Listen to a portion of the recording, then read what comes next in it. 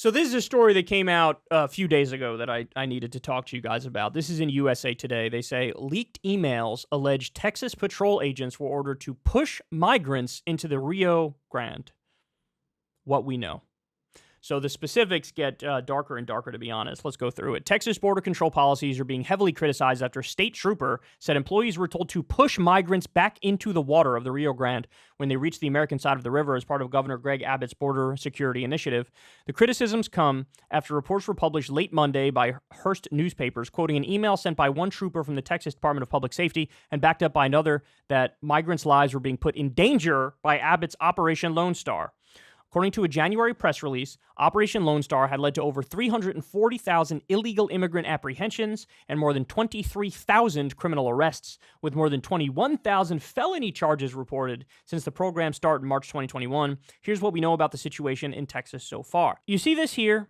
They put up like a bunch of buoys and then a barbed wire on the top of the buoys, and this was to prevent them from coming over. The trooper, who is a medic and made it clear in the email to his superior that he supports the aims of the initiative, lifted several incidents in the Del Rio area in late June and early June during which migrants were distressed.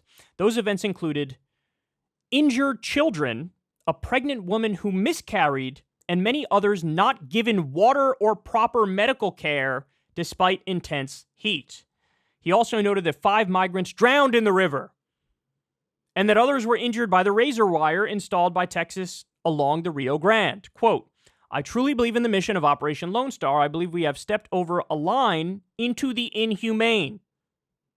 Trooper Nicholas Wingate said in an email to a Texas Department of Public Safety sergeant, we need to operate it correctly in the eyes of God. We need to recognize that these are people who are made in the image of God and need to be treated as such.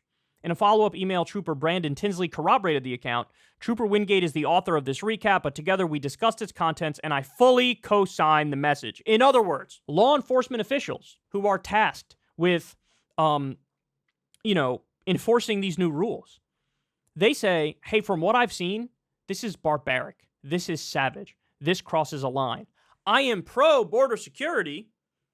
I am pro-law enforcement, but we have dehumanized these people, and we're egregiously overstepping very basic humanity lines here. Injured children cut on that razor wire, a pregnant woman who miscarried, and many others not given water or medical care despite intense heat, 5 migrants drowning. I mean, this is as bad as it gets, man. I mean, I guess it could get worse. I guess they could just gun them all down.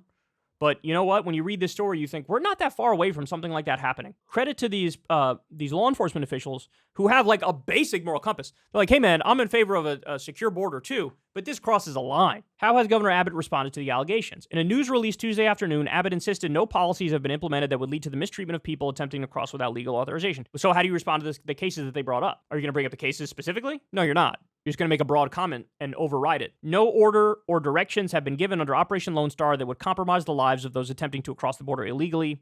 The Texas Department of Public Safety and Texas Military Department continue taking steps to monitor migrants in distress, provide appropriate medical attention when needed, and encourage them to use one of the 29 international bridges along the Texas-Mexico border where they can safely and legally cross.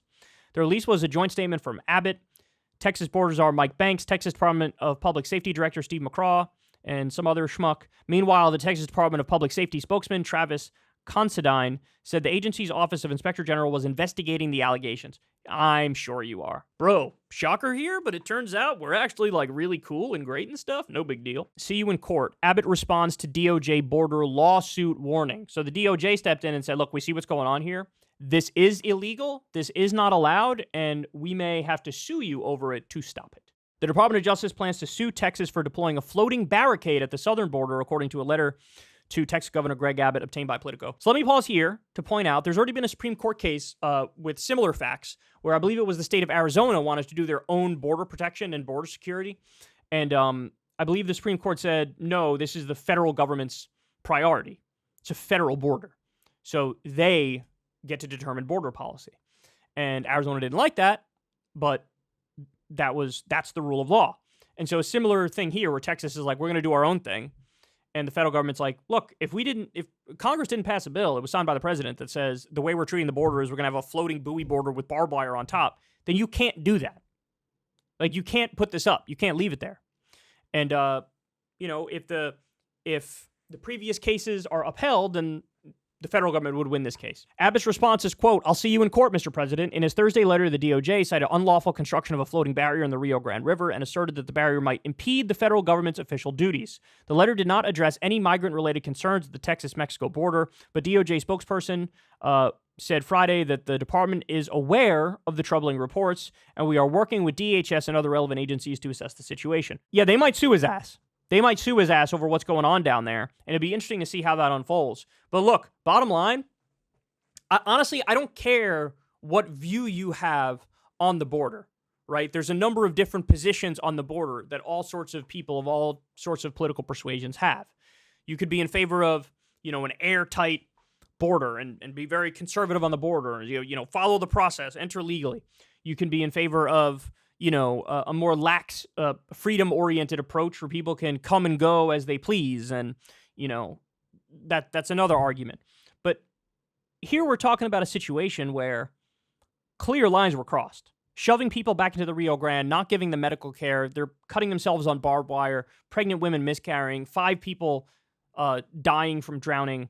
This is not the way to go about it. In other words, even if you're in favor of a secure, airtight border, you have to have a humane, reasonable process by which you handle situations like this.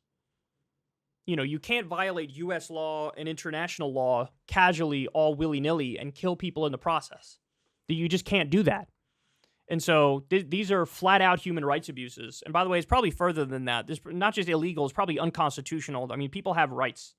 And to totally reject any sort of process, to immediately kick them out, to shove them in the Rio Grande and they die drowning, to turn away children.